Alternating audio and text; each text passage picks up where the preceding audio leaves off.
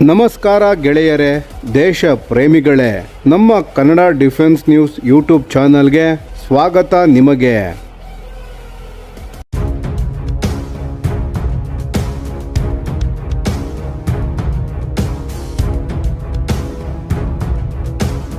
ಅಮೆರಿಕದ F-35 ಅಥವಾ ರಷ್ಯಾದ Su-57 ಯುದ್ಧ ವಿಮಾನಗಳನ್ನು ನೀವು ಗಮನದಿಂದ ನೋಡಿದ್ದರೆ ಒಂದು ವಿಷಯ ಖಂಡಿತ ನಿಮ್ಮ ಕಣ್ಣಿಗೆ ಬಿದ್ದಿರಬಹುದು.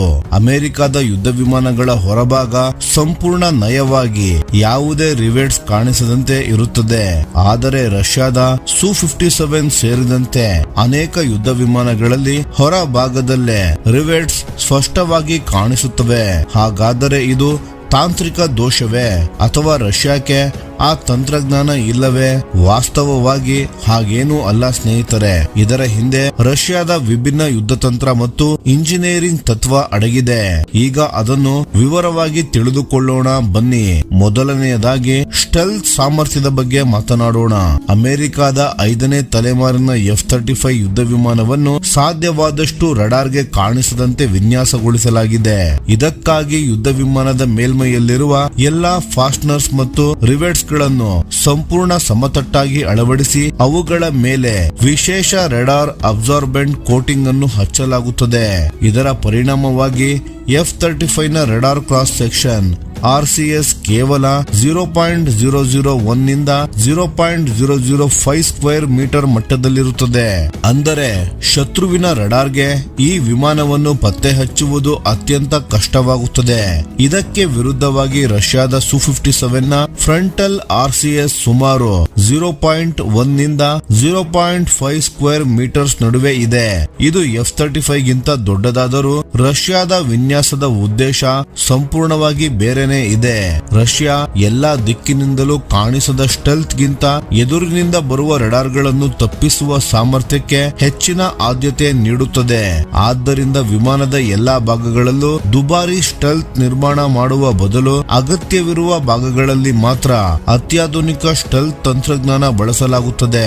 ಸ್ನೇಹಿತರೆ, ಈ ಫಾಸ್ಟ್ನರ್ಸ್ ಎಂದರೆ ವಿಮಾನದ ವಿವಿಧ ಭಾಗಗಳನ್ನು ಪರಸ್ಪರ ಜೋಡಿಸುವ ಎಲ್ಲಾ ರೀತಿಯ ಜೋಡಣೆಯ ಸಾಧನಗಳು. ಅವುಗಳಲ್ಲಿ ರಿವೆಟ್ಸ್ ಎಂಬುದು ಶಾಶ್ವತವಾಗಿ ಜೋಡಿಸುವ ವಿಶೇಷ ಲೋಹದ ಪಿನ್ ಆಗಿದ್ದು ವಿಮಾನದ ಹೊರಭಾಗದಲ್ಲಿ ಕಾಣುವ ಸಣ್ಣ ದುಂಡಗಿನ ಬಿಂದುಗಳೇ ಅವುಗಳಾಗಿವೆ. ರಿವೆಟ್ಸ್ ಎಂದರೆ 2 ಅಥವಾ ಹೆಚ್ಚು ಲೋಹದ ಹಾಳೆಗಳು ಅಥವಾ ಭಾಗಗಳನ್ನು ಶಾಶ್ವತವಾಗಿ ಜೋಡಿಸಲು ಬಳಸುವ ಲೋಹದ ಪಿನ್ಗಳು. ಒಮ್ಮೆ ಅಳವಡಿಸಿದ ನಂತರ ಅವುಗಳನ್ನು ತೆಗೆದುಹಾಕಲು ಕತ್ತರಿಸಬೇಕು ಅಥವಾ ಡ್ರಿಲ್ ಮಾಡಬೇಕು. ವಿಮಾನದ ಹೊರಭಾಗದಲ್ಲಿ ಕಾಣುವ ಸಣ್ಣ ದುಂಡಗಿನ ಬಿಂದುಗಳೇ ರಿವೆಟ್ಸ್ ಫಾಸ್ಟ್ನರ್ಸ್ ಎಂದು ಕರೆಯುತ್ತಾರೆ. ಇದರಲ್ಲಿ ರಿವೆಟ್ಸ್, ಬೋಲ್ಟ್ಸ್, ಸ್ಕ್ರೀವ್ಸ್, ನಟ್ಸ್, ಕ್ಲಿಪ್ಸ್ ಮುಂತಾದವುಗಳೆಲ್ಲ ಸೇರಿವೆ. ಇದೀಗ ವೇಗ ಮತ್ತು ಬಲದ ಬಗ್ಗೆ ನೋಡೋಣ. ರಷ್ಯಾದ ಯುದ್ಧ ತತ್ವದಲ್ಲಿ ಅತ್ಯಧಿಕ ವೇಗ ಹಾಗೂ ಭಾರಿ ಮೆನುವರಬಿಲಿಟಿಗೆ ವಿಶೇಷ ಮಹತ್ವ ನೀಡುತ್ತದೆ. Su-57 ಗಂಟೆಗೆ ಸುಮಾರು 2100 ಕಿಲೋಮೀಟರ್ ಗಿಂತಲೂ ಹೆಚ್ಚು, ಅಂದರೆ ಮ್ಯಾಕ್ 2 ಗಿಂತ ಹೆಚ್ಚಿನ ವೇಗದಲ್ಲಿ ಹಾರಬಲ್ಲದು. ಇಂತಹ ವೇಗದಲ್ಲಿ ಯುದ್ಧ ವಿಮಾನದ ಮೇಲೆ ಅಪಾರವಾದ ಗಾಳಿಯ ಒತ್ತಡ ಮತ್ತು ಕಂಪನ ಉಂಟಾಗುತ್ತದೆ. ಆದ್ದರಿಂದ ಕೆಲವು ಭಾಗಗಳಲ್ಲಿ ಬಲಿಷ್ಠ titanium fasteners, round head rivets ಮತ್ತು ಸಾಮಾನ್ಯ ಯಾಂತ್ರಿಕ ಜೋಡಣೆಗಳನ್ನು ಬಳಸುವುದು ಹೆಚ್ಚು ವಿಶ್ವಾಸಾರ್ಹ ಎಂದು ರಷ್ಯಾದ ಇಂಜಿನಿಯರ್ಗಳು ಪರಿಗಣಿಸುತ್ತಾರೆ. ಇದರಿಂದ ಯುದ್ಧ ವಿಮಾನದ ರಚನೆ ಹೆಚ್ಚು ಗಟ್ಟಿಯಾಗಿರುತ್ತದೆ ಮತ್ತು ಕಠಿಣ ಪರಿಸ್ಥಿತಿಗಳಲ್ಲಿಯೂ ಉತ್ತಮವಾಗಿ ಕಾರ್ಯನಿರ್ವಹಿಸುತ್ತದೆ. ಇನ್ನೊಂದು ಪ್ರಮುಖ ಕಾರಣ ಎಂದರೆ ಉತ್ಪಾದನಾ ವೆಚ್ಚ. ಸ್ನೇಹಿತರೆ, ಅಮೆರಿಕಾದಂತೆ ಫ್ಲಶ್ ರಿವೆಟ್ಸ್ ಅಳವಡಿಸಲು ಅತ್ಯಂತ ಸೂಕ್ಷ್ಮ ಯಂತ್ರೋಪಕರಣಗಳು, ಅತಿ ನಿಖರವಾದ ಅಳತೆಗಳು ಹಾಗೂ ಅನೇಕ ಪದರಗಳ ರೆಡಾರ್ ಅಬ್ಸಾರ್ಬೆಂಟ್ ಪಟ್ಟಿ ಮತ್ತು ಕೋಟಿಂಗ್ ಅಗತ್ಯವಿರುತ್ತದೆ. ಇದರಿಂದ ಪ್ರತಿಯೊಂದು ವಿಮಾನ ತಯಾರಿಸಲು ಹೆಚ್ಚಿನ ಸಮಯ ಮತ್ತು ಭಾರಿ ವೆಚ್ಚವಾಗುತ್ತದೆ. ರಷ್ಯಾ ಈ ದುಬಾರಿ ಪ್ರಕ್ರಿಯೆಯನ್ನು ವಿಮಾನದ ಎಲ್ಲಾ ಭಾಗಗಳಲ್ಲೂ ಬಳಸುವುದಿಲ್ಲ. ವಿಶೇಷವಾಗಿ ಹಿಂಭಾಗದ ಫ್ಯೂಸಲೇಜ್ ಮತ್ತು ಕೆಲವು ಹೊರಭಾಗಗಳಲ್ಲಿ ಸಾಮಾನ್ಯ ಫಾಸ್ಟ್ನರ್ಸ್ ಗಳನ್ನು ಬಳಸುವ ಮೂಲಕ ಉತ್ಪಾದನಾ ವೆಚ್ಚವನ್ನು ಸುಮಾರು 30% ಕಡಿಮೆ ಮಾಡಬಹುದು ಎಂದು ರಷ್ಯಾದ ವಿನ್ಯಾಸದ ತತ್ವ ಹೇಳುತ್ತದೆ. ಇದರ ಜೊತೆಗೆ ಕಡಿಮೆ ಸಮಯದಲ್ಲಿ ಹೆಚ್ಚು ಯುದ್ಧ ವಿಮಾನಗಳನ್ನು ನಿರ್ಮಿಸುವುದು ಸಾಧ್ಯವಾಗುತ್ತದೆ. ಈಗ ನಿರ್ವಹಣೆ ಅಥವಾ ಮೇಂಟೆನೆನ್ಸ್ ಬಗ್ಗೆ ತಿಳಿದುಕೊಳ್ಳೋಣ. ಯುದ್ಧ ನಡೆಯುವ ಸಮಯದಲ್ಲಿ ಯುದ್ಧ ವಿಮಾನಗಳು ಯಾವಾಗಲೂ ಅತ್ಯಾಧುನಿಕ ಸ್ಟೆಲ್ತ್ ರಿಪೇರ್ ಫೆಸಿಲಿಟೀಸ್ ಇರುವ ಕೇಂದ್ರಗಳಲ್ಲೇ ಇರುವುದಿಲ್ಲ. ಅನೇಕ ಬಾರಿ ಮುಂಚೂಣಿ ವಾಯು ನೆಲೆಗಳಿಂದಲೇ ಕಾರ್ಯಾಚರಣೆ ನಡೆಸಬೇಕಾಗುತ್ತದೆ. ಅಂತಹ ಸಂದರ್ಭಗಳಲ್ಲಿ ವಿಮಾನದ ಹೊರಭಾಗ ಹಾನಿಗೊಳಗಾದರೆ ಕಾಣಿಸುವ ರಿವೆಟ್ಸ್ ಮತ್ತು ಫಾಸ್ಟ್ನರ್ಸ್ ಇರುವುದರಿಂದ ತಾಂತ್ರಿಕ ಸಿಬ್ಬಂದಿ ಹಾನಿಗೊಳಗಾದ ಪ್ಯಾನೆಲ್ಗಳನ್ನು ಕೆಲವೇ ಗಂಟೆಗಳಲ್ಲಿ ಬದಲಾಯಿಸಬಹುದು. ಅಮೆರಿಕಾದ ಸ್ಟೆಲ್ತ್ ಏರ್ಕ್ರಾಫ್ಟ್ ಗಳಲ್ಲಿ ಇದೇ ಕೆಲಸ ಮಾಡಲು ಹಳೆಯ ಸ್ಟೆಲ್ತ್ ಕೋಟಿಂಗ್ ತೆಗೆದು ಹೊಸದಾಗಿ ರೆಡಾರ್ ಅಬ್ಸಾರ್ಬೆಂಟ್ ಕೋಟಿಂಗ್ ಹಚ್ಚಬೇಕಾಗುತ್ತದೆ. ಈ ಪ್ರಕ್ರಿಯೆ ಸಾಕಷ್ಟು ಸಮಯ ತೆಗೆದುಕೊಳ್ಳುತ್ತದೆ. ಆದರೆ ಸು-57 ನಲ್ಲಿ ಇದೇ ಕೆಲಸವನ್ನು ಸಾಮಾನ್ಯವಾಗಿ 24 ಗಂಟೆಗಳ ಒಳಗೆ ಪೂರ್ಣಗೊಳಿಸಿ ಯುದ್ಧ ವಿಮಾನವನ್ನು ಮತ್ತೆ ಕಾರ್ಯಾಚರಣೆಗೆ ಸಿದ್ಧಗೊಳಿಸುವುದು ಸುಲಭವಾಗುತ್ತದೆ. ರಷ್ಯಾದ ಇಂಜಿನಿಯರ್ಗಳು ಸು-57 ನಲ್ಲಿ ಅತ್ಯಾಧುನಿಕ ಸ್ಟೆಲ್ತ್ ವಿನ್ಯಾಸವನ್ನು ಮುಖ್ಯವಾಗಿ ವಿಮಾನದ ಮುಂಭಾಗದ ಸುಮಾರು 60 ಡಿಗ್ರಿ ಫ್ರಂಟಲ್ ಆರ್ಕ್ ಪ್ರದೇಶದಲ್ಲೇ ಹೆಚ್ಚು ಬಳಸಿದ್ದಾರೆ. ಏಕೆಂದರೆ ಯುದ್ಧ ಭೂಮಿಯಲ್ಲಿ ಶತ್ರುವಿನ ರಡಾರ್ಗಳನ್ನು ಯುದ್ಧ ವಿಮಾನ ಸಾಮಾನ್ಯವಾಗಿ ಮೊದಲಿಗೆ ಎದುರಿನಿಂದಲೇ ಎದುರಿಸುತ್ತದೆ. ಆದ್ದರಿಂದ ಮುಂಭಾಗವನ್ನು ಹೆಚ್ಚು ಸ್ಟೆಲ್ತ್ ಆಗಿ ಇಡುವುದು ಸಾಕಷ್ಟು ಪರಿಣಾಮಕಾರಿ ಎಂದು ರಷ್ಯಾ ನಂಬುತ್ತದೆ.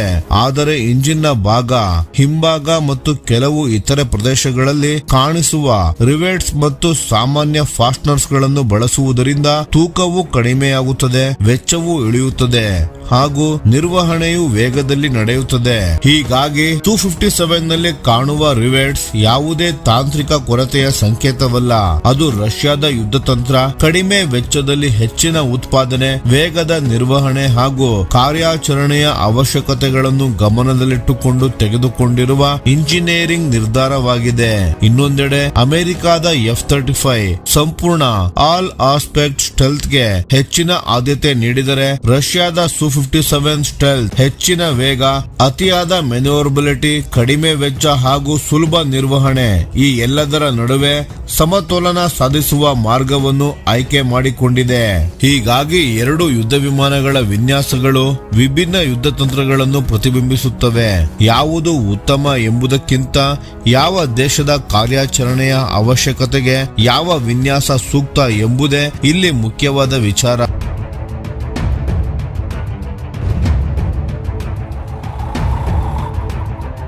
ಭಾರತೀಯ ನೌಕಾಪಡೆಯ ಸಾಮರ್ಥ್ಯವನ್ನು ಮತ್ತೊಂದು ಹಂತಕ್ಕೆ ಕೊಂಡೊಯ್ಯುವ ಅತ್ಯಂತ ಮಹತ್ವದ ಬೆಳವಣಿಗೆ ಈಗ ನಡೆದಿದ್ದು, ಭಾರತ ಮತ್ತು ಜಪಾನ್ ಮೊದಲ ಬಾರಿಗೆ ರಕ್ಷಣಾ ಕ್ಷೇತ್ರದಲ್ಲಿ ಐತಿಹಾಸಿಕ ಕೋರ್ ಡೆವಲಪ್ಮೆಂಟ್ ಅಗ್ರಿಮೆಂಟ್ ಒಂದಕ್ಕೆ ಸಹಿ ಹಾಕಿವೆ.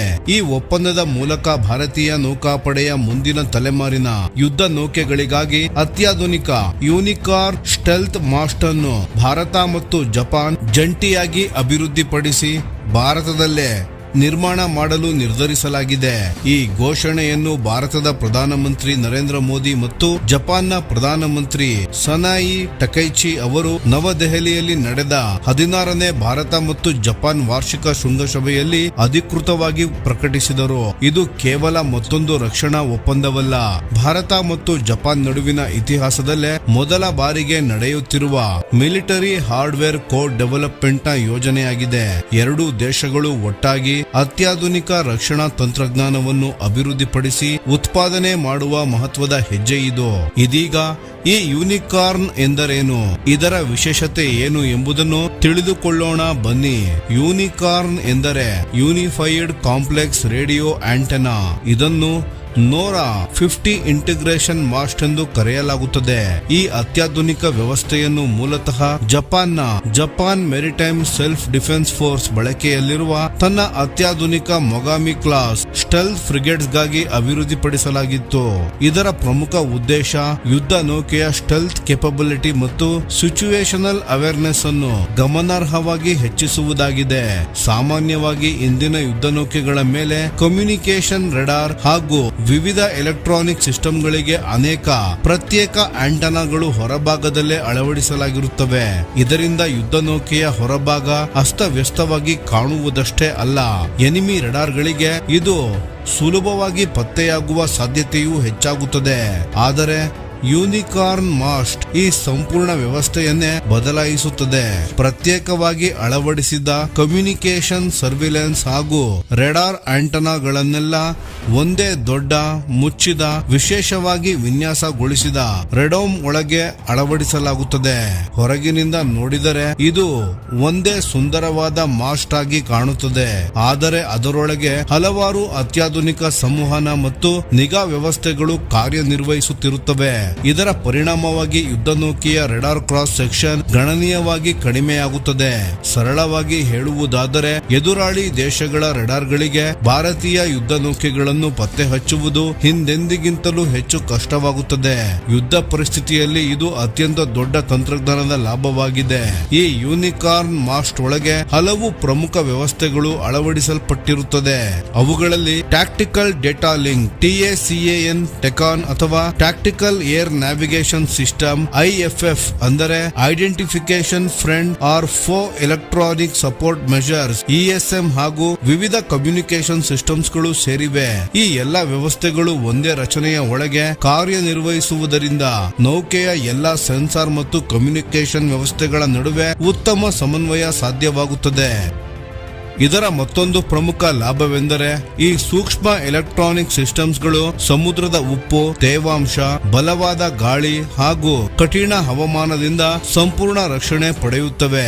ಅಷ್ಟೇ ಅಲ್ಲದೆ ವಿವಿಧ ಎಲೆಕ್ಟ್ರಾನಿಕ್ ಸಿಸ್ಟಮ್ಸ್ಗಳು ಒಂದಕ್ಕೊಂದು ಉಂಟು ಮಾಡುವ ಎಲೆಕ್ಟ್ರೋಮ್ಯಾಗ್ನೆಟಿಕ್ ಇಂಟರ್ಫಿರೆನ್ಸ್ ಕೂಡ ಗಮನಾರ್ಹವಾಗಿ ಕಡಿಮೆಯಾಗುತ್ತದೆ. ಇದರಿಂದ ಡ್ರೋನ್ಗಳು, ವೇಗವಾಗಿ ದಾಳಿ ಮಾಡುವ ಮಿಸೈಲ್ಗಳು ಹಾಗೂ ಇತರ ಅತ್ಯಾಧುನಿಕ ಅಪಾಯಗಳನ್ನು ಪತ್ತೆ ಹಚ್ಚುವಲ್ಲಿ ಸೆನ್ಸಾರ್ ಗಳ ಕಾರ್ಯಕ್ಷಮತೆ ಇನ್ನಷ್ಟು ಸುಧಾರಿಸುತ್ತದೆ. ಇದರ ಜೊತೆಗೆ ಮಾಸ್ಟ್ ಮೇಲೆ ವಿಶೇಷ ಲೈಟಿಂಗ್ ಡೈವರ್ಟರ್ ಸ್ಟ್ರಿಪ್ ಕೂಡ ಅಳವಡಿಸಲಾಗಿದ್ದು ಸಮುದ್ರದಲ್ಲಿ ಮಿಂಚಿನ ಅಪಾಯದಿಂದಲೂ ಈ ವ್ಯವಸ್ಥೆಗೆ ರಕ್ಷಣೆ ಒದಗಿಸುತ್ತದೆ. ಈ ಯೋಜನೆಯನ್ನು ಭಾರತ ಸರ್ಕಾರದ ಮೇಕ್ ಇನ್ ಇಂಡಿಯಾ ಅಭಿಯಾನದ ಅಡಿಯಲ್ಲಿ ಜಾರಿಗೊಳಿಸಲಾಗುತ್ತಿದೆ. ಭಾರತದ ಈ ಅತ್ಯಾಧುನಿಕ ಮಾಸ್ಟ್ ಗಳ ಉತ್ಪಾದನೆ ಮತ್ತು ಇಂಟಿಗ್ರೇಷನ್ ಜವಾಬ್ದಾರಿಯನ್ನು ಭಾರತ್ ಎಲೆಕ್ಟ್ರಾನಿಕ್ಸ್ ಲಿಮಿಟೆಡ್ ಅಂದರೆ BEL ಕಂಪನಿ ವಹಿಸಿಕೊಳ್ಳಲಿದೆ. ಈ ಯೋಜನೆಯಲ್ಲಿ ಜಪಾನ್ನ ಪ್ರಮುಖ ರಕ್ಷಣಾ ತಂತ್ರಜ್ಞಾನದ ಸಂಸ್ಥೆಗಳಾದ NEC ಕಾರ್ಪೊರೇಷನ್, ಸಂಪಾ ಕೊಗಾಯೋ KK ಹಾಗೂ ಯೋಕೋಹಾಮಾ ರಬ್ಬರ್ ಕಂಪನಿ ಲಿಮಿಟೆಡ್ ಕೂಡ ಭಾಗವಹಿಸಲಿದೆ. ಈ ಕಂಪನಿಗಳು ತಮ್ಮ ಅತ್ಯಾಧುನಿಕ ಡಿಸೈನ್ ಟೆಕ್ನಾಲಜಿ ಹಾಗೂ ಅಗತ್ಯ ಟೆಕ್ನಾಲಜಿ ಟ್ರಾನ್ಸ್ಫರ್ ಅನ್ನು ಭಾರತಕ್ಕೆ ಒದಗಿಸಲಿವೆ. ಇದರ ಫಲವಾಗಿ ಭವಿಷ್ಯದಲ್ಲಿ ಭಾರತದಲ್ಲೇ ಈ ಅತ್ಯಾಧುನಿಕ ವ್ಯವಸ್ಥೆಯನ್ನು ನಿರ್ಮಿಸುವ ಸಾಮರ್ಥ್ಯ ದೇಶಕ್ಕೆ ಲಭ್ಯವಾಗಲಿದೆ. ಮುಂದಿನ ದಿನಗಳಲ್ಲಿ ಭಾರತದಲ್ಲಿ ನಿರ್ಮಾಣವಾಗುವ ಯೂನಿಕಾರ್ನ್ ಮಾಸ್ಟ್ ಗಳನ್ನು ಭಾರತೀಯ ನೌಕಾಪಡೆಯ ಯುದ್ಧ ನೌಕೆಗಳಲ್ಲಿ ಅಳವಡಿಸಲಾಗುವುದು. ಕ್ರಮೇಣ ಈಗ ಬಳಸುತ್ತಿರುವ ಹಳೆಯ ಹೊರಭಾಗದ ಕಮ್ಯುನಿಕೇಶನ್ ಆಂಟನಾಗಳನ್ನು ತೆಗೆದು ಅವುಗಳ ಸ್ಥಾನದಲ್ಲಿ ಈ ಹೊಸ ಇಂಟಿಗ್ರೇಟೆಡ್ ಸ್ಟೆಲ್ತ್ ಮಾಸ್ಟ್ ಗಳನ್ನು ಅಳವಡಿಸುವ ಯೋಜನೆ ಇದೆ. ಈ ಒಪ್ಪಂದ ಸಾಧ್ಯವಾಗಲು ಮತ್ತೊಂದು ಪ್ರಮುಖ ಕಾರಣವೂ ಇದೆ ಸ್ನೇಹಿತರೆ. ದೀರ್ಘಕಾಲದ ಜಪಾನ್ ತನ್ನ ಕಠಿಣ ಡಿಫೆನ್ಸ್ ಎಕ್ಸ್ಪೋರ್ಟ್ ಪಾಲಿಸಿ ಕಾರಣದಿಂದ ಅತ್ಯಾಧುನಿಕ ರಕ್ಷಣಾ ತಂತ್ರಜ್ಞಾನವನ್ನು ಬೇರೆ ದೇಶಗಳಿಗೆ ಕೊಡುತ್ತಿರಲಿಲ್ಲ. ಆದರೆ ಇತ್ತೀಚಿನ ವರ್ಷಗಳಲ್ಲಿ ಟೋಕಿಯೋ ತನ್ನ ನೀತಿಯಲ್ಲಿ ಬದಲಾವಣೆ ಮಾಡಿಕೊಂಡಿದ್ದು ವಿಶ್ವಾಸಾರ್ಹ ಹಾಗೂ ತಂತ್ರಜ್ಞಾನದ ಪಾಲುದಾರ ರಾಷ್ಟ್ರಗಳಿಗೆ ನಾನ್ ಲೀಥಲ್ ಡಿಫೆನ್ಸ್ ಟೆಕ್ನಾಲಜಿಯನ್ನು ರಫ್ತು ಮಾಡಲು ಅವಕಾಶ ನೀಡಿದೆ. ಇದರ ಪರಿಣಾಮವಾಗಿ ಫಿಲಿಪೈನ್ಸ್ ನಂತರ ಜಪಾನ್ನಿಂದ ಇಂತಹ ಅತ್ಯಾಧುನಿಕ ಮತ್ತು ಸೂಕ್ಷ್ಮ ರಕ್ಷಣಾ ತಂತ್ರಜ್ಞಾನವನ್ನು ಪಡೆಯುತ್ತಿರುವ ಎರಡನೇ ಏಷ್ಯಾದ ದೇಶ ಎಂಬ ಹೆಗ್ಗಳಿಕೆಗೆ ಭಾರತ ಪಾತ್ರವಾಗಿದೆ. ಭಾರತ ಮತ್ತು ಜಪಾನ್ ಎರಡೂ ದೇಶಗಳ ನಾಯಕರು ಈ ಹೊಸ ತಂತ್ರಜ್ಞಾನ ಇಂಡೋ ಪೆಸಿಫಿಕ್ ಪ್ರದೇಶದಲ್ಲಿ ಶಾಂತಿಯನ್ನು ಕಾಪಾಡಲು, ಫ್ರೀಡಮ್ ಆಫ್ ನ್ಯಾವಿಗೇಷನ್ ಅನ್ನು ರಕ್ಷಿಸಲು ಹಾಗೂ ರೂಲ್ಸ್ ಬೇಸ್ಡ್ ಇಂಟರ್ನ್ಯಾಷನಲ್ ಆರ್ಡರ್ ಅನ್ನು ಬಲಪಡಿಸಲು ಮಹತ್ವದ ಪಾತ್ರ ವಹಿಸಲಿದೆ ಎಂದು ತಿಳಿಸಿದ್ದಾರೆ. ಭಾರತದ ದೃಷ್ಟಿಯಿಂದ ನೋಡಿದರೆ ಈ ಒಪ್ಪಂದ ಕೇವಲ ಹೊಸ ಉಪಕರಣಗಳನ್ನು ಖರೀದಿಸುವ ಯೋಜನೆಯಲ್ಲ. ಇದು ಭಾರತದ ರಕ್ಷಣಾ ಸ್ವಾವಲಂಬನೆಗೆ ಮತ್ತೊಂದು ದೊಡ್ಡ ಹೆಜ್ಜೆಯಾಗಿದ್ದು ಒಂದೇ ದೇಶದ ಮೇಲೆ, ವಿಶೇಷವಾಗಿ ರಷ್ಯಾದಂತಹ ಸಾಂಪ್ರದಾಯಿಕ ಪೂರೈಕೆದಾರರ ಮೇಲಿನ ಅವಲಂಬನೆಯನ್ನು ಕ್ರಮೇಣ ಕಡಿಮೆ ಮಾಡುವ ಮಹತ್ವದ ಪ್ರಯತ್ನವಾಗಿದೆ.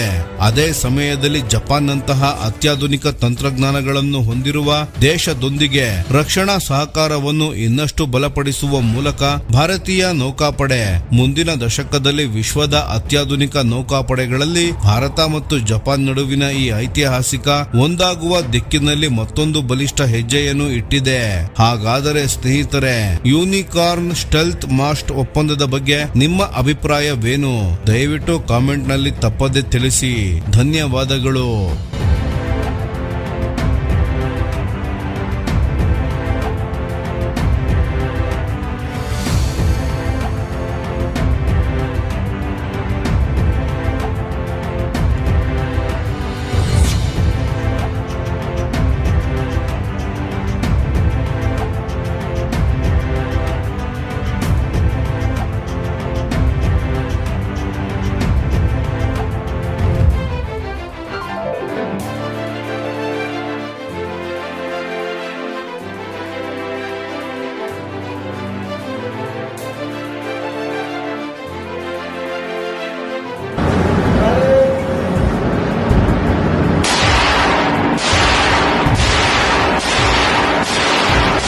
ಭಾರತದ ರಕ್ಷಣಾ ಕ್ಷೇತ್ರದಲ್ಲಿ ಮತ್ತೊಂದು ಮಹತ್ವದ ಮೈಲುಗಲ್ಲು ನಿರ್ಮಾಣವಾಗಿದೆ. ಈ ಬಾರಿ ಯಾವುದೇ ವಿದೇಶಿ ಕಂಪನಿಗಳ ಸಹಾಯವಿಲ್ಲದೆ ಭಾರತದ ಖಾಸಗಿ ಡಿಫೆನ್ಸ್ ಸ್ಟಾರ್ಟ್ಅಪ್ ಮತ್ತು DRDO ಸೇರಿ ಕೇವಲ 100 ದಿನಗಳಲ್ಲಿ ಅತ್ಯಾಧುನಿಕ ಉಗ್ರಂ 7.62 × 51 mm ನ ಬ್ಯಾಟಲ್ ರೈಫಲ್ ಅನ್ನು ಅಭಿವೃದ್ಧಿಪಡಿಸಿರುವುದು ದೇಶದ ರಕ್ಷಣಾ ಸ್ವಾವಲಂಬನೆಯತ್ತ ಒಂದು ದೊಡ್ಡ ಹೆಜ್ಜೆಯಾಗಿದೆ. ಈ ಅತ್ಯಾಧುನಿಕ ಉಗ್ರಂ ಬ್ಯಾಟಲ್ ರೈಫಲ್ ಅನ್ನು ಹೈದರಾಬಾದ್ ಮೂಲದ ದ್ವೀಪ ಡಿಫೆನ್ಸ್ ಮತ್ತು DRDO ಅಧೀನದಲ್ಲಿರುವ armament research and development establishment ARDE ಸಂಸ್ಥೆ ಜಂಟಿಯಾಗಿ ಅಭಿವೃದ್ಧಿಪಡಿಸಿವೆ. ಕೇವಲ 100 ದಿನಗಳಲ್ಲೇ ವಿನ್ಯಾಸ, ಅಭಿವೃದ್ಧಿ ಮತ್ತು ಪರೀಕ್ಷೆಗಳನ್ನು ಪೂರ್ಣಗೊಳಿಸಿರುವುದು ಭಾರತೀಯ ಡಿಫೆನ್ಸ್ ಇಂಡಸ್ಟ್ರಿಗೆ ಗಮನಾರ್ಹ ಸಾಧನೆಯಾಗಿದೆ. ಈ ರೈಫಲ್ ಈಗಾಗಲೇ ಭಾರತೀಯ ಸೇನೆ ಹಾಗೂ ministry of home affairs MHA ನಡೆಸಿದ ಪ್ರಮುಖ ಪರೀಕ್ಷೆಗಳನ್ನು ಯಶಸ್ವಿಯಾಗಿ ಪೂರ್ಣಗೊಳಿಸಿದೆ. ಇದರಿಂದಾಗಿ ಈಗ ಈ ಶಸ್ತ್ರಾಸ್ತ್ರವನ್ನು ಭಾರತದ ವಿವಿಧ central armed police forces CAPF ಖರೀದಿಸುವ ಪ್ರಕ್ರಿಯೆ ಆರಂಭವಾಗಿದೆ. ಅದರಲ್ಲೂ ವಿಶೇಷವಾಗಿ CRPF, ITBP, SSB ಮತ್ತು NSG ಮುಂತಾದ ಭದ್ರತಾ ಪಡೆಗಳು ಉಗ್ರಂ ಬ್ಯಾಟಲ್ ರೈಫಲ್ ಅನ್ನು ತಮ್ಮ ಸೇವೆಗೆ ಸೇರ್ಪಡೆಗೊಳಿಸಲು ಮುಂದಾಗಿವೆ. ಇದು ಈ ರೈಫಲ್ ನ ಸಾಮರ್ಥ್ಯದ ಮೇಲಿರುವ ವಿಶ್ವಾಸವನ್ನು ತೋರಿಸುತ್ತದೆ. ಈ ರೈಫಲ್ ನಲ್ಲಿ ಬಳಸಿರುವ gas operated rotating bolt system ಅತ್ಯಂತ ವಿಶ್ವಾಸಾರ್ಹ ಹಾಗೂ ಪರಿಣಾಮಕಾರಿ ತಂತ್ರಜ್ಞಾನವಾಗಿದೆ. ಈ ವ್ಯವಸ್ಥೆಯಿಂದ ರೈಫಲ್ ನಿರಂತರವಾಗಿ, ವೇಗವಾಗಿ ಹಾಗೂ ನಿಖರವಾಗಿ ಕಾರ್ಯನಿರ್ವಹಿಸುತ್ತದೆ. ಜೊತೆಗೆ ಇದರ ಒಟ್ಟು ತೂಕ 4 ಕಿಲೋಗ್ರಾಂಗಿಂತ ಕಡಿಮೆ ಇದ್ದು ದೀರ್ಘಕಾಲದ ಕಾರ್ಯಾಚರಣೆ ನಡೆಸುವ ಯೋಧರಿಗೆ ಇದು ಹೆಚ್ಚಿನ ಅನುಕೂಲವನ್ನು ಒದಗಿಸುತ್ತದೆ.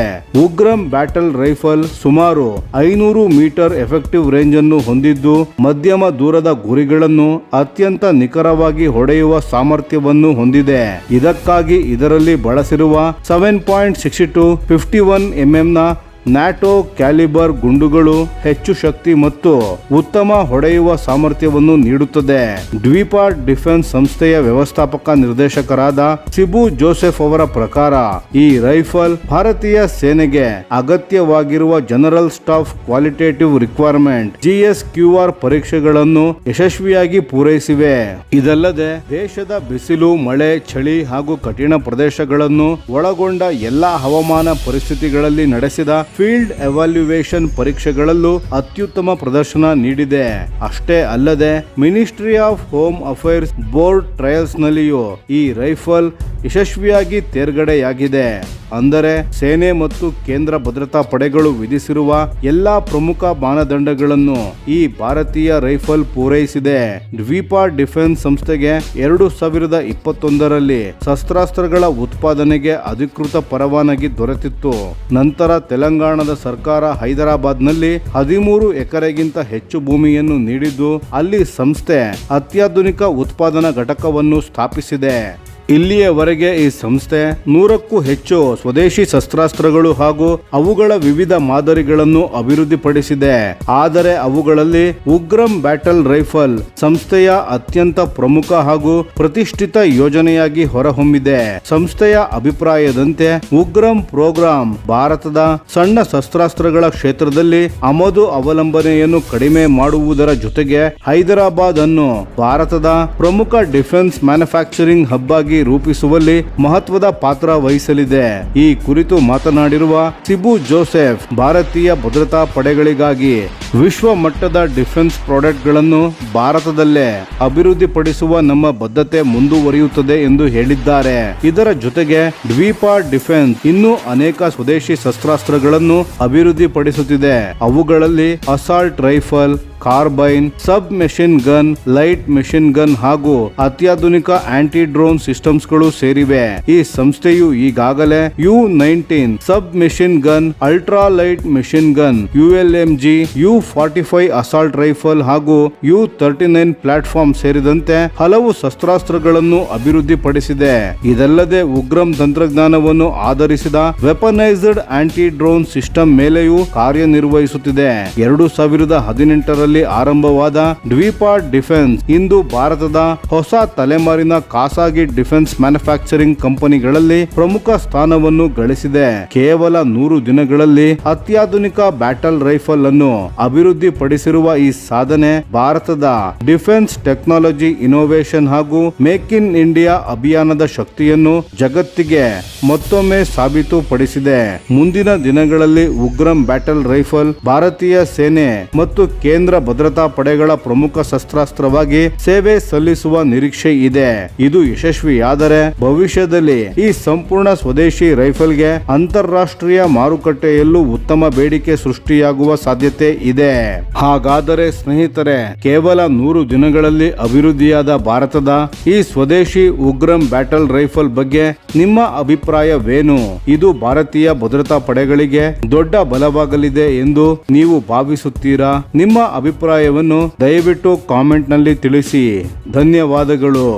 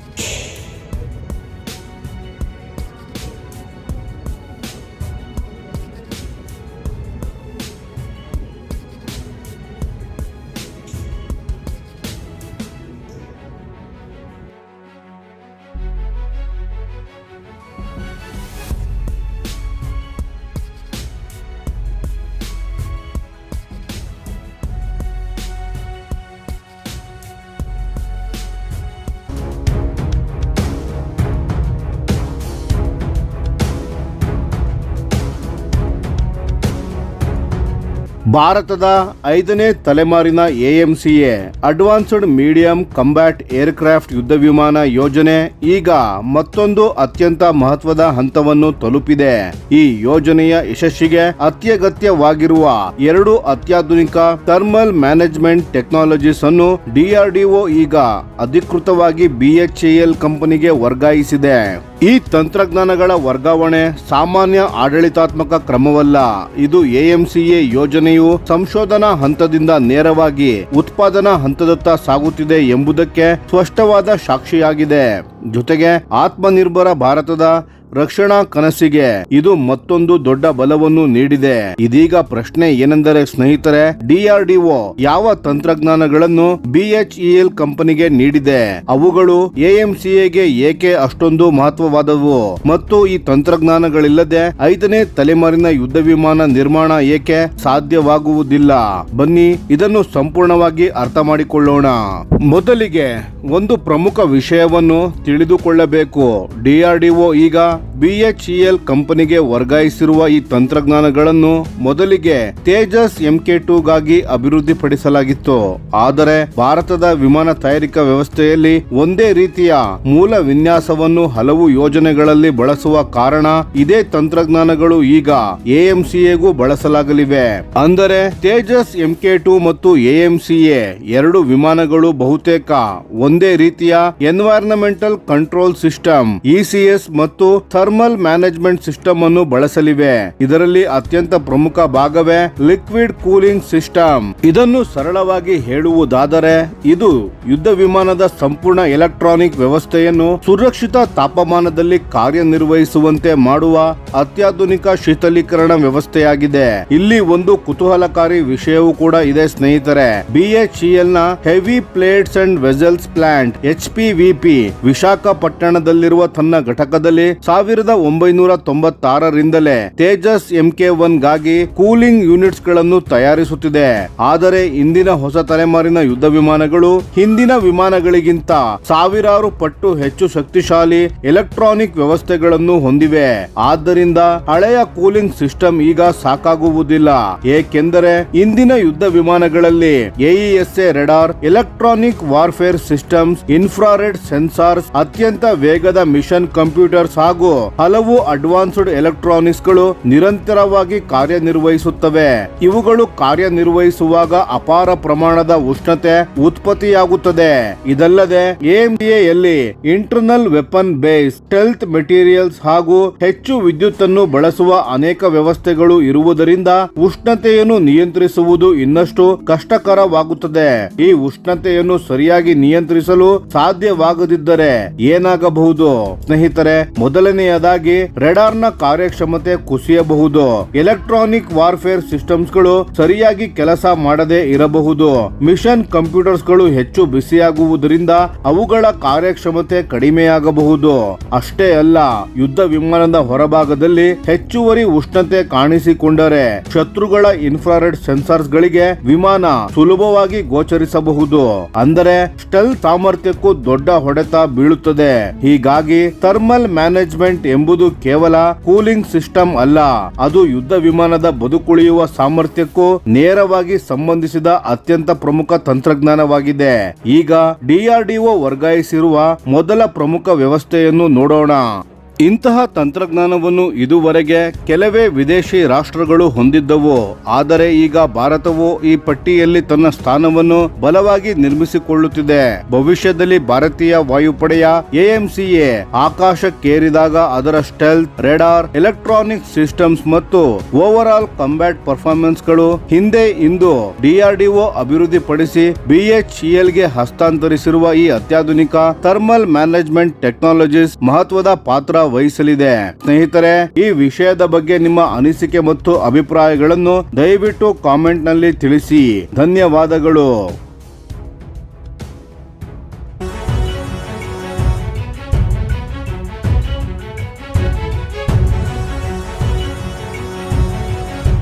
ಭಾರತೀಯ ಸೇನೆಯ ಭವಿಷ್ಯದ ಯುದ್ಧ ತಂತ್ರದಲ್ಲಿ ಅತ್ಯಂತ ದೊಡ್ಡ ಬದಲಾವಣೆಯೊಂದು ರೂಪುಗೊಳ್ತಾ ಇದೆ. ಇನ್ನೇನು ಕೆಲವೇ ವರ್ಷಗಳಲ್ಲಿ ಭಾರತೀಯ ಯೋಧರ ಜೊತೆಯಲ್ಲಿ ಹ್ಯೂಮನಾಯ್ಡ್ ರೋಬೋಟ್ಸ್ ಗಳು ಕೂಡ ಯುದ್ಧ ಭೂಮಿಯಲ್ಲಿ ಕಾರ್ಯನಿರ್ವಹಿಸುವ ದಿನಗಳು ಮುಂದೆ ಬರಬಹುದು. ಇದು ಕೇವಲ ವೈಜ್ಞಾನಿಕ ಕಲ್ಪನೆಯಲ್ಲ ಸ್ನೇಹಿತರೆ. DRDO ಮತ್ತು ಭಾರತೀಯ ಸೇನೆ ಸೇರಿ ಈ ಮಹತ್ವಾಕಾಂಕ್ಷೆಯ ಯೋಜನೆಯ ಮೇಲೆ ಈಗಾಗಲೇ ಕೆಲಸವನ್ನು ಆರಂಭಿಸಿವೆ. ಭಾರತೀಯ ಸೇನೆಯ ಗುರಿ 2030 2050ರ ವೇಳೆಗೆ ಅತ್ಯಾಧುನಿಕ ಹ್ಯೂಮನಾಯ್ಡ್ ರೋಬೋಟ್ಸ್ ಗಳನ್ನು ಕೌಂಟರ್ ಟೆರರಿಸಂ ಆಪರೇಷನ್ಸ್ ಹಾಗೂ ಮುಂಚೂಣಿ ಯುದ್ಧ ಕಾರ್ಯಾಚರಣೆಗಳಲ್ಲಿ ಬಳಸುವುದು. ಆದರೆ ಇದರ ಅಡಿಪಾಯವನ್ನು ಈಗಲೇ ನಿರ್ಮಿಸಲಾಗುತ್ತಿದೆ. ಈ ಯೋಜನೆಯ ಪ್ರಮುಖ ಉದ್ದೇಶ ಮಾನವ ಸೈನಿಕರನ್ನು ಯಂತ್ರಗಳಿಂದ ಬದಲಾಯಿಸುವುದು ಅಲ್ಲ, ಬದಲಾಗಿ ಹ್ಯೂಮನ್ ಮೆಷಿನ್ ಟೀಮಿಂಗ್ HMT ಎಂಬ ಹೊಸ ಪರಿಕಲ್ಪನೆಯನ್ನು ಕಾರ್ಯರೂಪಕ್ಕೆ ತರ್ತಾ ಇದ್ದಾರೆ. ಅಂದರೆ ಮಾನವ ಸೈನಿಕರು ಮತ್ತು ಆರ್ಟಿಫಿಷಿಯಲ್ ಇಂಟೆಲಿಜೆನ್ಸ್ ಆಧಾರಿತ ರೋಬೋಟ್ಗಳು ಒಟ್ಟಾಗಿ ಕಾರ್ಯನಿರ್ವಹಿಸುವ ವ್ಯವಸ್ಥೆ.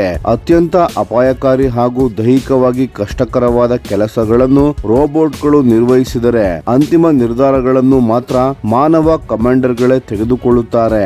ಈ ಯೋಜನೆಯ ಪ್ರಮುಖ ಜವಾಬ್ದಾರಿಯನ್ನು ಪುಣೆಯಲ್ಲಿರುವ DRDO ಕಂಪನಿಯ research and development establishment engineers ಅಥವಾ R&DE ಹೊತ್ತಿದೆ. 2026ರ ಮಧ್ಯಭಾಗದ ವೇಳೆಗೆ ಈ ಸೇನಾ ಬಳಕೆಯ ಹ್ಯೂಮನಾಯ್ಡ್ ರೋಬೋಟ್ ಯೋಜನೆ ಮುಂದುವರಿದ ಪರೀಕ್ಷಾ ಹಂತವನ್ನು ತಲುಪಿದೆ. 2027ರ ಒಳಗೆ ಇದರ ಪ್ರಮುಖ ಅಭಿವೃದ್ಧಿ ಹಂತವನ್ನು ಪೂರ್ಣಗೊಳಿಸುವ ಗುರಿಯನ್ನು ಹೊಂದಲಾಗಿದೆ. ಸ್ನೇಹಿತರೆ, ವಿಜ್ಞಾನಿಗಳು ಮತ್ತು ಇಂಜಿನಿಯರ್ಗಳು ಈ ರೋಬೋಟ್ಗೆ ಸ್ವತಂತ್ರವಾಗಿ ಯೋಚಿಸಿ ಕಾರ್ಯನಿರ್ವಹಿಸುವ ಸಾಮರ್ಥ್ಯ, ಉತ್ತಮ ಸಮತೋಲನ ಹಾಗೂ ಕ್ಷಣಾರ್ಧದಲ್ಲಿ ಮಾಹಿತಿಯನ್ನು ವಿಶ್ಲೇಷಿಸುವ ಸಾಮರ್ಥ್ಯವನ್ನು ಅಭಿವೃದ್ಧಿಪಡಿಸುತ್ತಿದ್ದಾರೆ.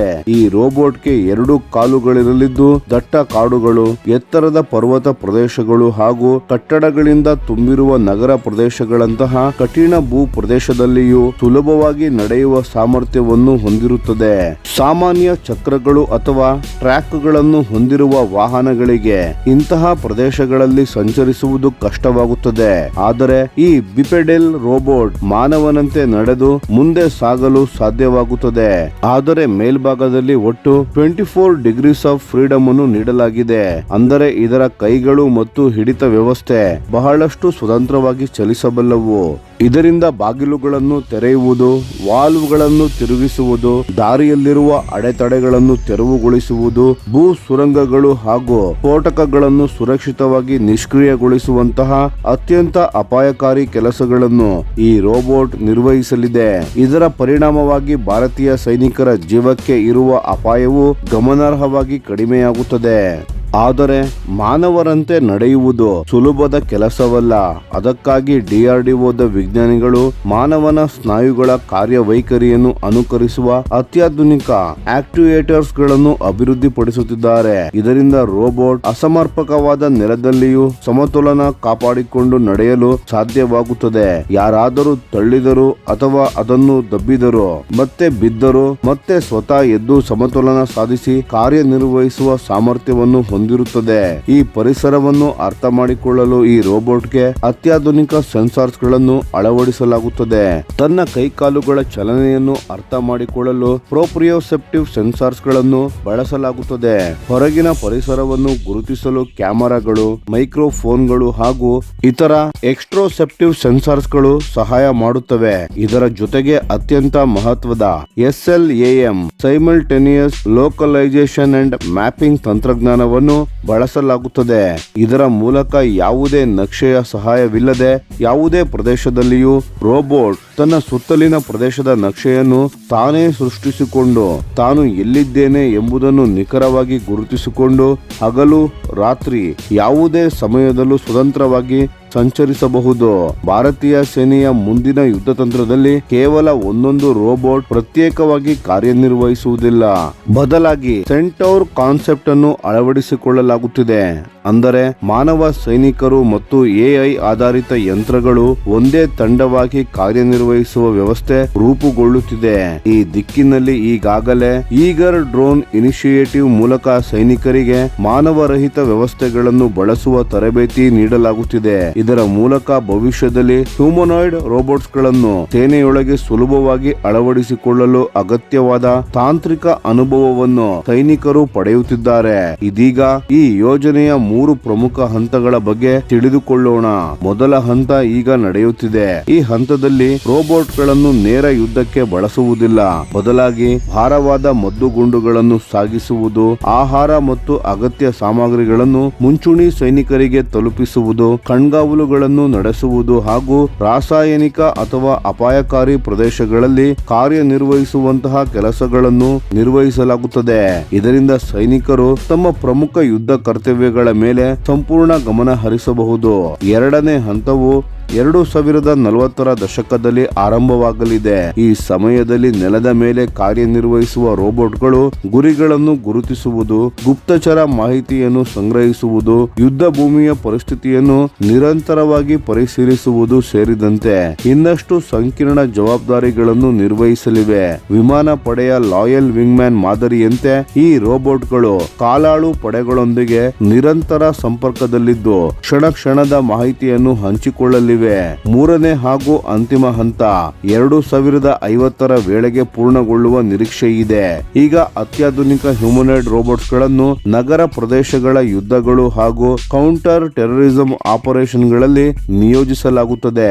ಈ ರೋಬೋಟ್ಗಳು ಅಪಾರ ಪ್ರಮಾಣದ ಯುದ್ಧ ಮಾಹಿತಿಯನ್ನು ಕ್ಷಣಾರ್ಧದಲ್ಲಿ ವಿಶ್ಲೇಷಿಸಿ ಕಮಾಂಡರ್ ಗಳಿಗೆ ಸೂಕ್ತ ತಂತ್ರಗಳನ್ನು ಸೂಚಿಸುವುದರ ಜೊತೆಗೆ ಮುಂಚೂಣಿ ಯೋಧರೊಂದಿಗೆ ನೇರವಾಗಿ ಕಾರ್ಯನಿರ್ವಹಿಸಲಿವೆ.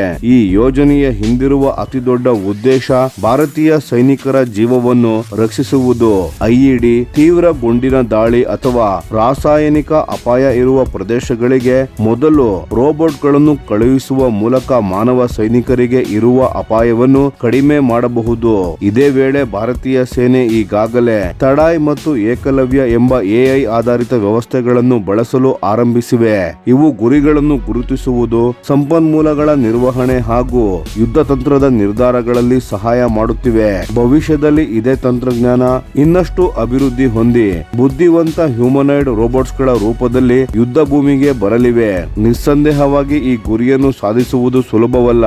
ದೀರ್ಘಕಾಲ ಕಾರ್ಯನಿರ್ವಹಿಸುವ ವಿದ್ಯುತ್ ಮೂಲ, ವಿಶ್ವಾಸಾರ್ಹ ಆರ್ಟಿಫಿಷಿಯಲ್ ಇಂಟೆಲಿಜೆನ್ಸ್ ಹಾಗೂ ಯುದ್ಧ ಭೂಮಿಯ ಕಠಿಣ ಪರಿಸ್ಥಿತಿಯನ್ನು ತಡೆದುಕೊಳ್ಳುವ ಸಾಮರ್ಥ್ಯ ಇನ್ನೂ ದೊಡ್ಡ ಸವಾಲುಗಳಾಗಿವೆ. ಆದರೆ ಡಿಆರ್ಡಿಒ ನಡೆಸುತ್ತಿರುವ ನಿರಂತರ ಸಂಶೋಧನೆ ಮತ್ತು ಭಾರತೀಯ ಸೇನೆಯ ಆಧುನೀಕರಣದ ಸಂಕಲ್ಪವನ್ನು ಗಮನಿಸಿದರೆ 2050 ವೇಳೆಗೆ ಹ್ಯೂಮನ್ ಮಿಷನ್ ಟೀಮಿಂಗ್ ಭಾರತದ ರಕ್ಷಣಾ ವ್ಯವಸ್ಥೆಯ ಅತ್ಯಂತ ಪ್ರಮುಖ ಭಾಗವಾಗುವ ಸಾಧ್ಯತೆ ಬಹಳ ಹೆಚ್ಚಾಗಿದೆ.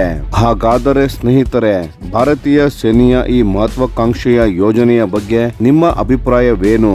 ಭವಿಷ್ಯದ ಯುದ್ಧಗಳಲ್ಲಿ ಹ್ಯೂಮನಾಯ್ಡ್ ರೋಬೋಟ್ ನಿಜವಾಗಿಯೂ ದೊಡ್ಡ ಬದಲಾವಣೆಯನ್ನು ತರಲಿವೆಯೇ? ನಿಮ್ಮ ಅಭಿಪ್ರಾಯವನ್ನು ದಯವಿಟ್ಟು ಕಾಮೆಂಟ್ ನಲ್ಲಿ ತಿಳಿಸಿ. ಧನ್ಯವಾದಗಳು.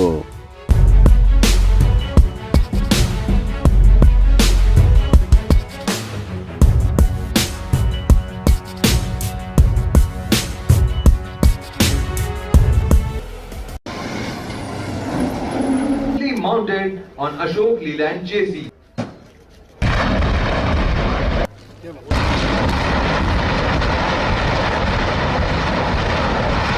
ಭಾರತದ ಸ್ವದೇಶಿ ರಕ್ಷಣಾ ಸಾಮರ್ಥ್ಯವನ್ನು ಮತ್ತೊಂದು ಹಂತಕ್ಕೆ ಕೊಂಡೊಯ್ಯುವ ಮಹತ್ವದ ಸಾಧನೆ ಇದೀಗ ನಡೆದಿದೆ.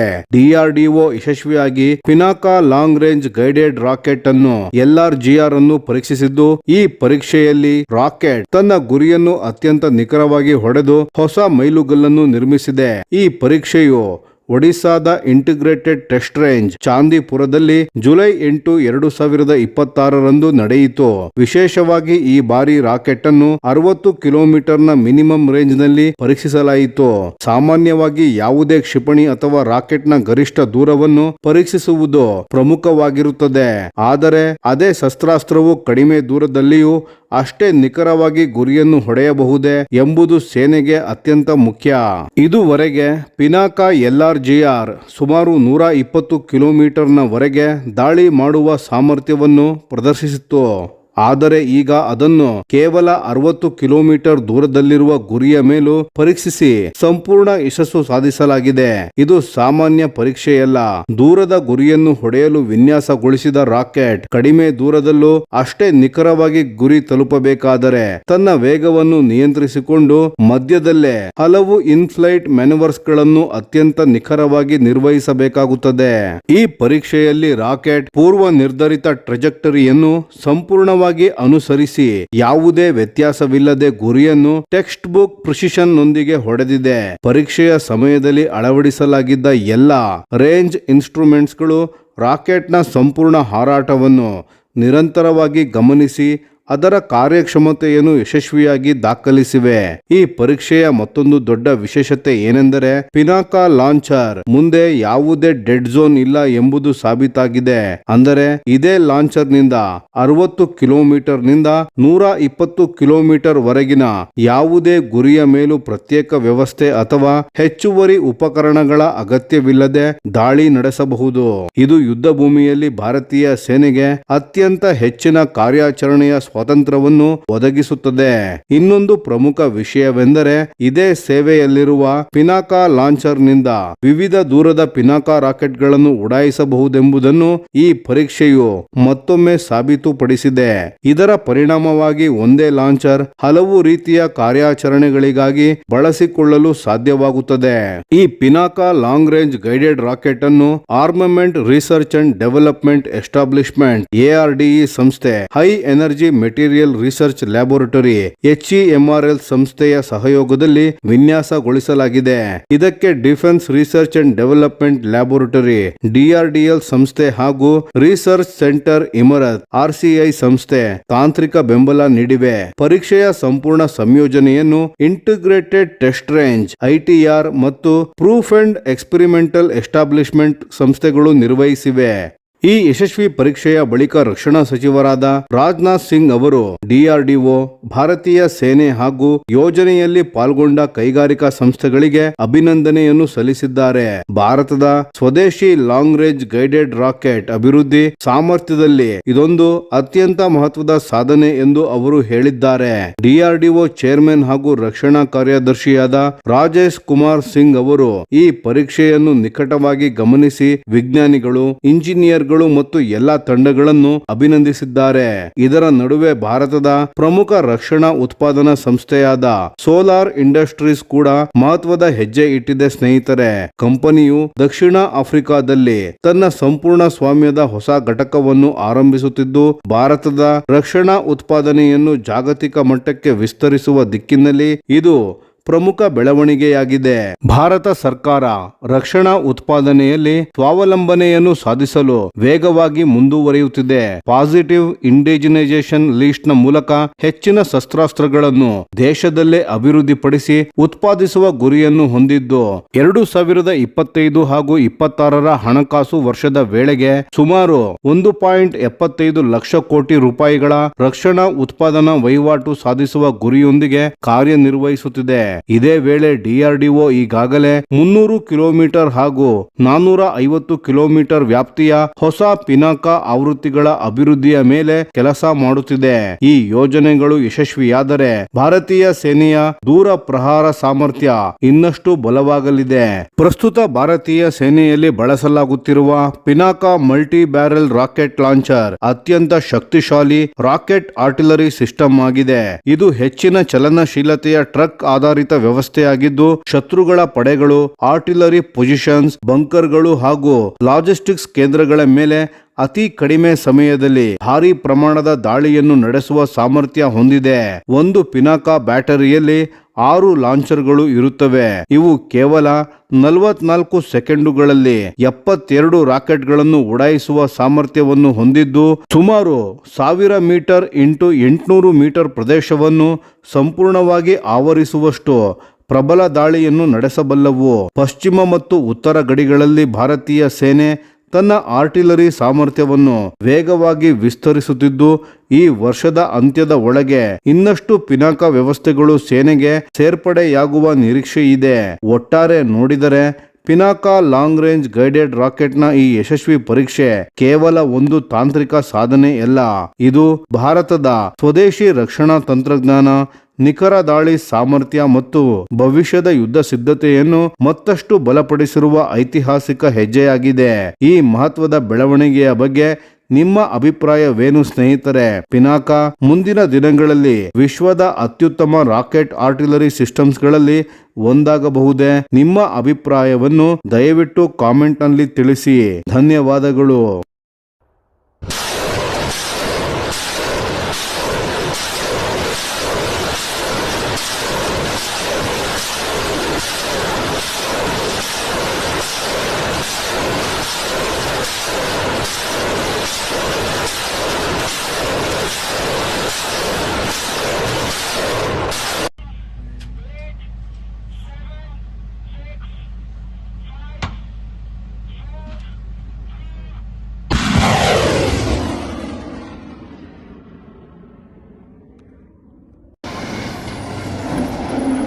mounted on Ashok Leland JC.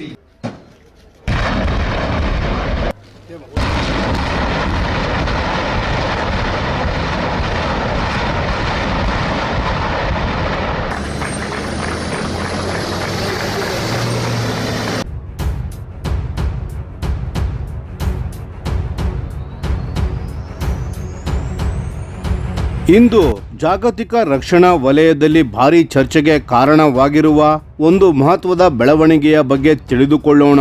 Turkey ತನ್ನ ಬಳಿ ಇರುವ ರಷ್ಯಾ ನಿರ್ಮಿತ S-400 ಏರ್ ಡಿಫೆನ್ಸ್ ಸಿಸ್ಟಮ್ ಅನ್ನು ಒಂದು ಗಲ್ಫ್ ಕಂಟ್ರಿಗೆ ಮಾರಾಟ ಮಾಡಿರುವ ಸಾಧ್ಯತೆ ಇದೆ ಎನ್ನುವ ಮಾಹಿತಿ ಹೊರ ಬಿದ್ದಿದೆ. ಈ ಸುದ್ದಿ ಇನ್ನೂ ಅಧಿಕೃತವಾಗಿ ದೃಢಪಟ್ಟಿಲ್ಲ.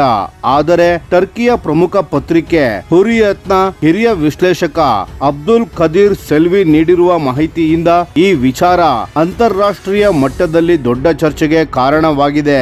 ವರದಿಗಳ ಪ್ರಕಾರ ಈ S-400 ಸಿಸ್ಟಮ್ ಅನ್ನು ಖರೀದಿಸಿರುವ ದೇಶ ಯಾವುದು ಎಂಬುದು ಇನ್ನೂ ಕೂಡ ಬಹಿರಂಗವಾಗಿಲ್ಲ. ಆದರೆ UAE ಅಥವಾ ಕತಾರ್ ಈ ಎರಡರಲ್ಲಿ ಯಾವುದಾದರೂ ಒಂದು ದೇಶ ಖರೀದಿದಾರನಾಗಿರಬಹುದು ಎಂದು ಹೇಳಲಾಗಿದೆ. ಅಂತಿಮ ನಿರ್ಧಾರ ಮಧ್ಯರಾತ್ರಿಯವರೆಗೂ ನಡೆದ ಮಾತುಕತೆಗಳ ನಂತರವೇ ಪೂರ್ಣಗೊಂಡಿದೆ ಎಂದು ವರದಿಯಲ್ಲಿ ಉಲ್ಲೇಖಿಸಲಾಗಿದೆ. ಆದಾಗ್ಯೂ ಅಧಿಕೃತ ಘೋಷಣೆ ಹೊರಬರುವವರೆಗೆ ಈ ಮಾಹಿತಿಯನ್ನು ಎಚ್ಚರಿಕೆಯಿಂದಲೇ ನೋಡಬೇಕಾಗಿದೆ. ಈ ಬೆಳವಣಿಗೆಯ ಮಹತ್ವವನ್ನು ಅರ್ಥ ಮಾಡಿಕೊಳ್ಳಲು ಸ್ವಲ್ಪ ಹಿಂದಿನ ಘಟನೆಗಳನ್ನು ನೆನಪಿಸಿಕೊಳ್ಳೋಣ. 2017ರಲ್ಲಿ ಟರ್ಕಿ ಸುಮಾರು $2.5 ಬಿಲಿಯನ್ ಮೌಲ್ಯದ ಒಪ್ಪಂದದ ಮೂಲಕ ರಷ್ಯಾದಿಂದ 4 ವಿಭಾಗಗಳ S-400 ಏರ್ ಡಿಫೆನ್ಸ್ ಸಿಸ್ಟಮ್ ಅನ್ನು ಖರೀದಿಸಿತ್ತು. ಬಳಿಕ 2019ರಲ್ಲಿ ಈ ವ್ಯವಸ್ಥೆಗಳ ವಿತರಣೆಯೂ ಕೂಡ ಪೂರ್ಣಗೊಂಡಿತ್ತು. ಆದರೆ ಈ ನಿರ್ಧಾರವನ್ನು ಯುನೈಟೆಡ್ ಸ್ಟೇಟ್ಸ್ ಮತ್ತು ನ್ಯಾಟೋ ತೀವ್ರವಾಗಿ ವಿರೋಧಿಸಿತು.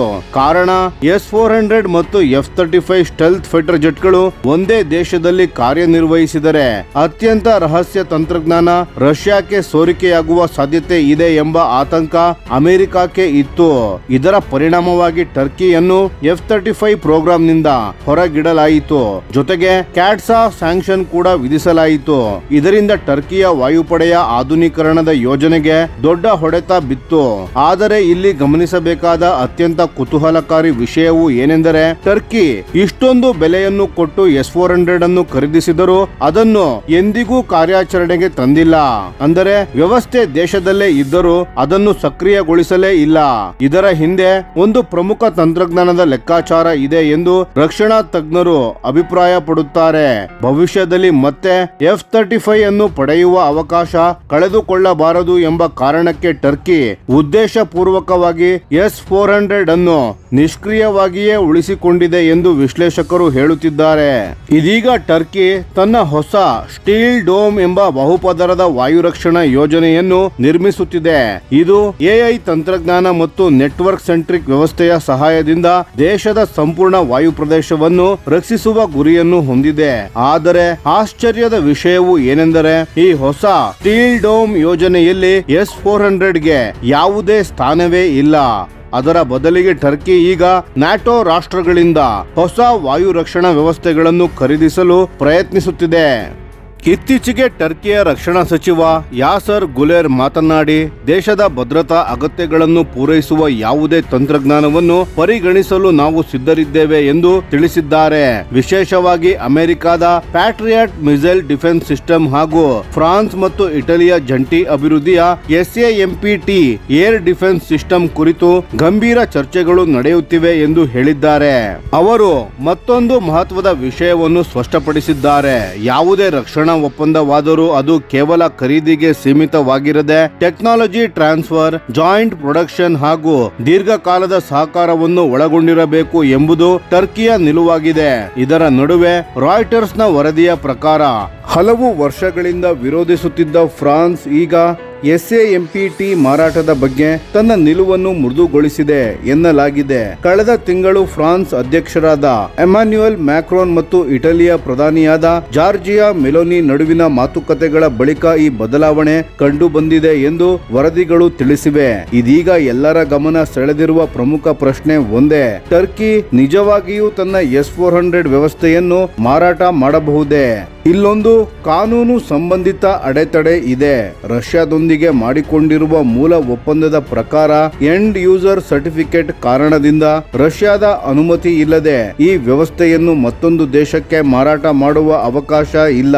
ಹೀಗಾಗಿ ಅಧಿಕೃತ ಅನುಮತಿ ಇಲ್ಲದೆ ಮಾರಾಟ ನಡೆದಿದ್ದರೆ ಅದು ಒಪ್ಪಂದದ ಷರತ್ತುಗಳಿಗೆ ವಿರುದ್ಧವಾಗುವ ಸಾಧ್ಯತೆಯೂ ಇದೆ. ಆದ್ದರಿಂದ ಅಧಿಕೃತ ಘೋಷಣೆ ಹೊರಬರುವವರೆಗೆ ಯಾವುದೇ ತೀರ್ಮಾನಕ್ಕೆ ಬರುವುದು ಸರಿಯಲ್ಲ. ಈ ಎಲ್ಲಾ ಬೆಳವಣಿಗೆಗಳ ಹಿಂದೆ ಇನ್ನೊಂದು ದೊಡ್ಡ ಕತೆ ಇದೆ ಸ್ನೇಹಿತರೆ. ಅದೇ ಅಮೆರಿಕದ F-35 ಯುದ್ಧ ವಿಮಾನದ ಕಾರ್ಯಕ್ರಮಕ್ಕೆ ಮತ್ತೆ ಮರಳುವುದು. ಇತ್ತೀಚಿನ ನ್ಯಾಟೋ ಸಮ್ಮಿಟ್ ವೇಳೆ ಅಮೆರಿಕದ ಅಧ್ಯಕ್ಷರಾದ ಡೊನಾಲ್ಡ್ ಟ್ರಂಪ್ ಅವರನ್ನು ಭೇಟಿಯಾದ ನಂತರ ಟರ್ಕಿಯ ಅಧ್ಯಕ್ಷ recipe Tayyip Erdogan F-35 program ಕುರಿತು ಉತ್ತಮ ನಿರ್ಧಾರ ಬರಲಿದೆ ಎಂಬ ವಿಶ್ವಾಸ ವ್ಯಕ್ತಪಡಿಸಿದ್ದಾರೆ. ಇದಕ್ಕೆ ಪ್ರತಿಕ್ರಿಯಿಸಿದ ಡೊನಾಲ್ಡ್ ಟ್ರಂಪ್, ಇದು ನಾವು ಪರಿಶೀಲಿಸುತ್ತಿರುವ ವಿಷಯ. F-35 ವಿಶ್ವದ ಅತ್ಯುತ್ತಮ ಯುದ್ಧ ವಿಮಾನಗಳಲ್ಲಿ ಒಂದು. ಸೂಕ್ತ ಪರಿಸ್ಥಿತಿ ನಿರ್ಮಾಣವಾದರೆ ನಾವು ಇದನ್ನು ಖಂಡಿತ ಪರಿಗಣಿಸುತ್ತೇವೆ ಎಂದು ಹೇಳಿದ್ದಾರೆ. ಇದೇ ಸಮಯದಲ್ಲಿ ಕ್ಯಾಟ್ಸಾ ಸ್ಯಾಂಕ್ಷನ್ ಬಗ್ಗೆ ಕೇಳಿದ ಪ್ರಶ್ನೆಗೆ, ನಾವು ನಮ್ಮ ಸ್ನೇಹಿತ ರಾಷ್ಟ್ರಗಳ ಮೇಲೆ ನಿರ್ಬಂಧಗಳನ್ನು ಇರಿಸಲು ಬಯಸುವುದಿಲ್ಲ ಎಂದು ಹೇಳಿರುವುದು ಅಂತಾರಾಷ್ಟ್ರೀಯ ವಲಯದಲ್ಲಿ ಹೊಸ ನಿರೀಕ್ಷೆಯನ್ನು ಹುಟ್ಟಿಸಿದೆ.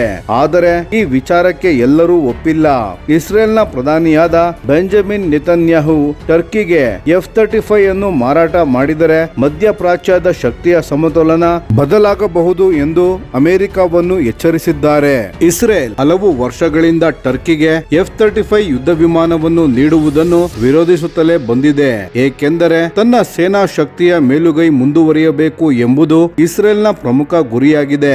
ಒಟ್ಟಿನಲ್ಲಿ ನೋಡಿದರೆ ಟರ್ಕಿ ತನ್ನ S-400 ವ್ಯವಸ್ಥೆಯನ್ನು ನಿಜವಾಗಿಯೂ ಮಾರಾಟ ಮಾಡುತ್ತದೆಯಾ? ಅದಕ್ಕೆ ರಷ್ಯಾ ಕೂಡ ಒಪ್ಪಿಗೆ ನೀಡುತ್ತದೆಯೇ? ಇದರ ಬದಲಿಗೆ ಪ್ಯಾಟ್ರಿಯಾಟ್ ಅಥವಾ SAMPT ಖರೀದಿಸುತ್ತದೆಯೇ? ಮತ್ತು ಅತ್ಯಂತ ಮುಖ್ಯವಾಗಿ, ಹಲವು ವರ್ಷಗಳ ನಂತರ ಮತ್ತೆ F-35 ಪ್ರೋಗ್ರಾಂಗೆ ಮರಳುವ ಅವಕಾಶ ದೊರೆಯುತ್ತದೆಯೇ? ಈ ಎಲ್ಲಾ ಪ್ರಶ್ನೆಗಳಿಗೂ ಮುಂದಿನ ಕೆಲವು ವಾರಗಳಲ್ಲಿ ಸ್ಪಷ್ಟ ಉತ್ತರ ಸಿಗುವ ಸಾಧ್ಯತೆ ಇದೆ. ಅಧಿಕೃತ ಘೋಷಣೆ ಹೊರಬಂದ ನಂತರ ಮಾತ್ರ ಈ ಬೆಳವಣಿಗೆಯ ನಿಜವಾದ ಚಿತ್ರಣ ತಿಳಿಯಲಿದೆ. ಸ್ನೇಹಿತರೆ, ಈ ವಿಷಯದ ಬಗ್ಗೆ ನಿಮ್ಮ ಅನಿಸಿಕೆ ಮತ್ತು ಅಭಿಪ್ರಾಯಗಳನ್ನು ದಯವಿಟ್ಟು ಕಾಮೆಂಟ್ ನಲ್ಲಿ ತಿಳಿಸಿ. ಧನ್ಯವಾದಗಳು.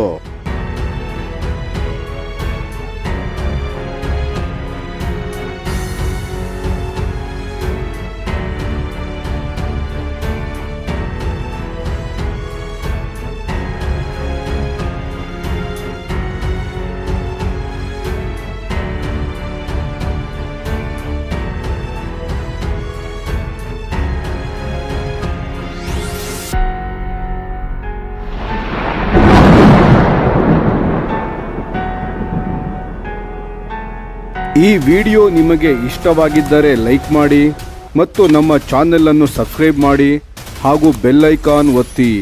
ಯಾವ ಅಪ್ಡೇಟ್ಗೂ ಮಿಸ್ ಆಗಬೇಡಿ. ಡಿಫೆನ್ಸ್ ಸುದ್ದಿಗಳನ್ನು ತ್ವರಿತವಾಗಿ ಪಡೆಯಿರಿ. ನಿಮ್ಮ ಬೆಂಬಲವೇ ನಮ್ಮ ಶಕ್ತಿ. ಭಾರತ ಬಲಿಷ್ಠವಾಗಲಿ ಎಂದು ಆಶಿಸುತ್ತಾ ಭಾರತ ಮಾತೆಗೆ ಜೈ. ಧನ್ಯವಾದಗಳು.